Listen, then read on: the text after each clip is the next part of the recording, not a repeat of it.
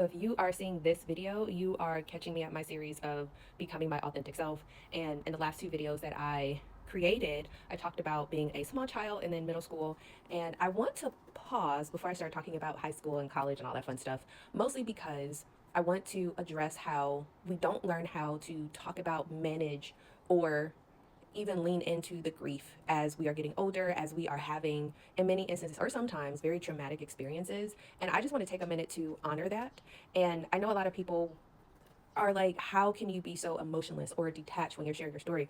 Baby, this has been years of therapy. Long time, long time. I've been in therapy since I was 7 years old. Yeah. And some of the details, obviously, I'm not going to share online because that's for me to hold. So as you're hearing how I am sharing, please know that you have the ability to control what you do and don't say, whether it's online, whether it's in person, whether you are meeting someone for the first time. And we like to use a lot of therapy speak now. And what I will say to that is, you know what you're most comfortable with when it comes to telling your story. And my hope for you is that you'll be able to honor that as you provide details or get to know someone. So I also want to mention that in the process of all of these things, I feel like death was my best friend. It is something that continuously happened with my family, and I don't have a very large extended family.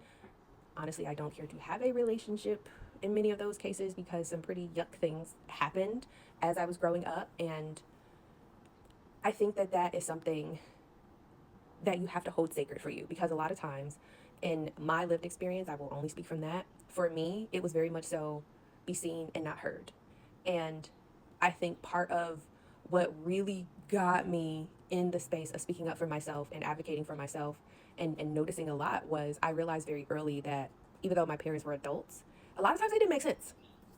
They made no sense to me. And I would ask questions for clarification.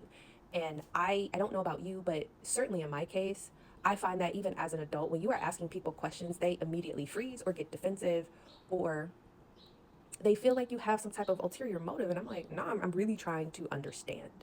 And having to constantly make that disclaimer gets really frustrating over time. And I've stopped doing it because when I stop asking you questions, that's when you should be concerned because that means I don't care anymore. Actually, I don't anymore, but there's that. But I have had to grieve the childhood that I thought that I would have, that you read about, that you notice seeing other children. And remember, I said I went to a college preparatory school in Grosse Pointe. That is a more, wealthy kids go there. And not only was I dealing with class issues, but I also started to very much so notice racism directed towards me at that time. But I did not have the language or the understanding to be like, hey, yo, why are you acting like this? Like, and there was always this unspoken competition. And well, why are you here? Why do you get to do these things? I'm like, bruh, I don't really get off into that type of stuff. So if you're expecting me to answer that question, no. And also realizing how many children, in many instances like myself, just sometimes just needed a hug and didn't get it. And it is very interesting how we turn to other things to get attention. And that is why I am very slow to, actually, I don't do think pieces at all. I don't, unless it's like wellness related. But in terms of personalities and people, no thank you. And it's not because I don't have an opinion, because opinions are like buttholes, everybody has them. But having come from a background where you've seen a lot of things, not everyone has really and truly taken that time to process all of that stuff because it's a lot. And a lot of times people will tell you stop talking about it and then you shut down. And we are communal beings. We need to be in community with each other. We need to talk about things. But far too often, we are told you're doing too much, you're sharing too much, you're oversharing. Why are you talking about this? You should be over that. And that is where grief comes in because I lost my birth father at a young age, my favorite cousin who was like a brother to me, my aunt, multiple aunts, multiple uncles, all the things. And people are like, why aren't you over that?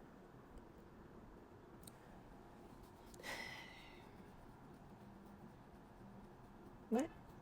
So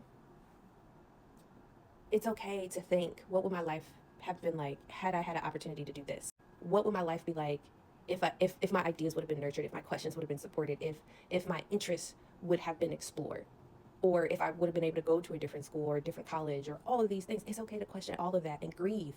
in that process, especially if it was something that you wanted to do and you couldn't afford to do it. I I recognize that I am not a licensed mental health professional, and so I am very clear. I'm not gonna have, hey, you should do this, that, and the third, because that's outside of my scope of my humanness.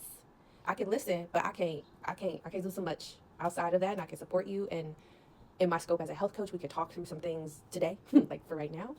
But it's okay to seek therapy, and I don't really get off into the, well, that don't really work for me and blah blah blah blah. Like, you also have to be persistent. Like, you can't just go through one thing and be like, well, I give up, I'm done, I don't blah blah blah. It's hard.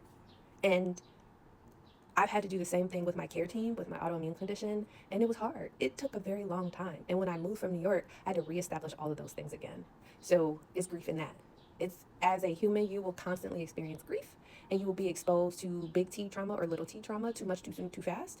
And you always want to just sit down and ask yourself, what is a safety plan that I could create for myself so that when I am going through this, or when I am experiencing these emotions related to that, I have a way to give myself a soft, warm, squishy place to land in all of that.